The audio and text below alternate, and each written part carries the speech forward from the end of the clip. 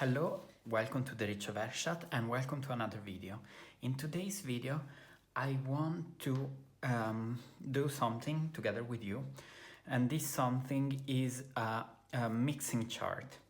If you remember, in the last video I showed you the selection of 12 Museum Aquarelle watercolor pencils that I bought, and in today's video I want to look into how these mix together with you.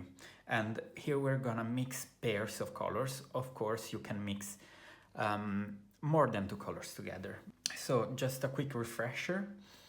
How did I choose these 12 colors? So I chose monopigmented colors. These 12 colors that you see here all have only one single pigment, and I tried to have a selection which had cooler yellow, cooler red, warmer red, cooler blue, warmer blue, plus some monopigmented colors that I found interesting. The background is that I gave this little set as a present to one of my friends, and I wanted to have a pencil for each month of the year, so therefore there are 12. Museum Aquarelle in general, what are they? They are watercolor pencil. They are marketed as a watercolor in pencil form. In the name you have museum because these pencils all have a very good light fastness. So they're supposed to have a very good light fastness, and you see it in the number of stars. I think 5 is the maximum, 4 is still very good. And yeah, most of the colors have very good light fastness ratings. Another feature of these Museum Aquarelle is that they activate very quickly, very nicely, and they are very soft. So when you lay down the color dry, it's really soft, it's a pleasure. What do we do today? Today I will first lay down the color dry, and then I will activate it. During this time I won't talk, and at the end I'm gonna have just a quick comment round on this chart. And this chart is gonna be available on my channel as a post, so scanned, and also my Instagram if you would like to follow me on Instagram. Before we start, just another use case for these pencils for me is to bring them along to sketch on the go without having to bring with you water and a brush. You can sketch with those and then activate your drawing at home. For me, this is one of the use cases of these pencils. So in this mixing, I will have the color corresponding to the column to be a bit more intense, I see plus, and the color corresponding to the row a bit less intense. Just to make an example, let's have this lemon yellow and ivory black. Here, in this cell, I will have, this is the row of lemon yellow and the column of ivory black, so I will have more ivory black and a bit less lemon yellow. And here, this part is the column of lemon yellow, so I will have more lemon yellow and just a bit of ivory black. So let's get started.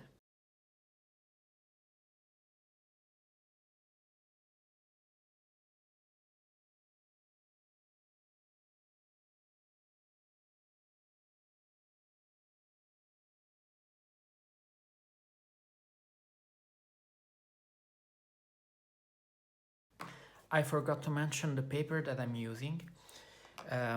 This paper is Fabriano Rosa Spina, 220 grams per square meter, and it has some cotton part. This is not a watercolor paper on its own, but I find it okay for watercolor, and I needed to have a bit larger sheet of paper. Now we start activating.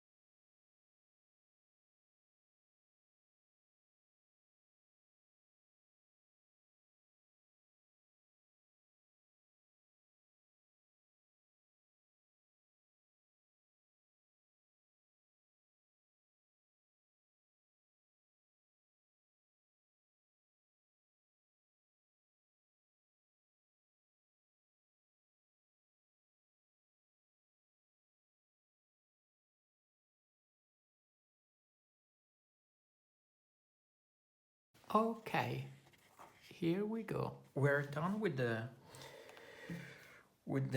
mixing chart, and now you see it's very many colors, very many little cells, and what I'm gonna do now is just a quick comment on the things that I noticed the most while watching.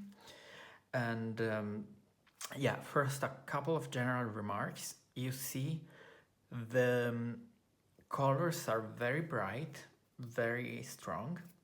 I like it. And then there is also, if you look at the column and the row for the same color, you see quite a difference. So it's important to try out to mix pairs of colors in different proportions. For example, look at this 710. This is phthalo green with lemon yellow. Here it's very yellowish green, and here it's much more green, much more blue. So you see, it's important to try out a couple of different ratios to understand how colors mix together. What I find interesting here is this color 571 anthraquinoid pink. You see it, when you mix it, it gives some kind of pastel sense. So I find it really interesting how the mixes turned out. It's a bit different from the other ones. And also, if you look at the cornelian mixed with the blues and the greens and the black gives some kind of earthy tones, earthy colors. Then the rose sienna 36. And this, for me, it's a very weak color, so basically I see almost no effect of this color when mixing it with others. Then for the golden yellow, an interesting mix that I found is with this phthalo green. So when you mix it together, you get almost a grass green here, and also here you see it. It's similar to the Neocolor color grass green when you mix them together, I've found. And I was surprised to mix this phthalo green, which is a cool green, together with this warm yellow and find such a bright color. It was quite surprising.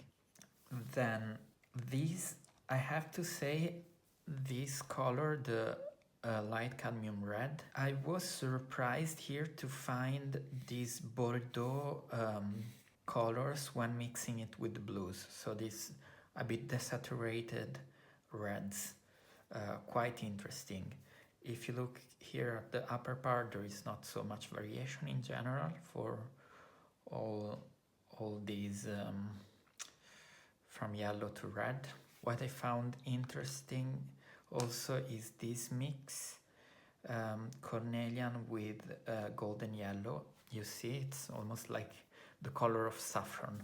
Then the purplish red 350, very interesting, especially I have to say here when you mix it with the blues, and here as well it gives some nice violets. Then we have night blue.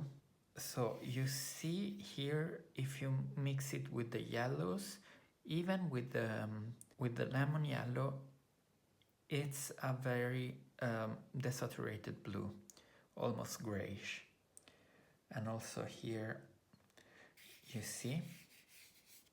But then I think the nice mix is this blue with purplish red. You see which nice violets it gives.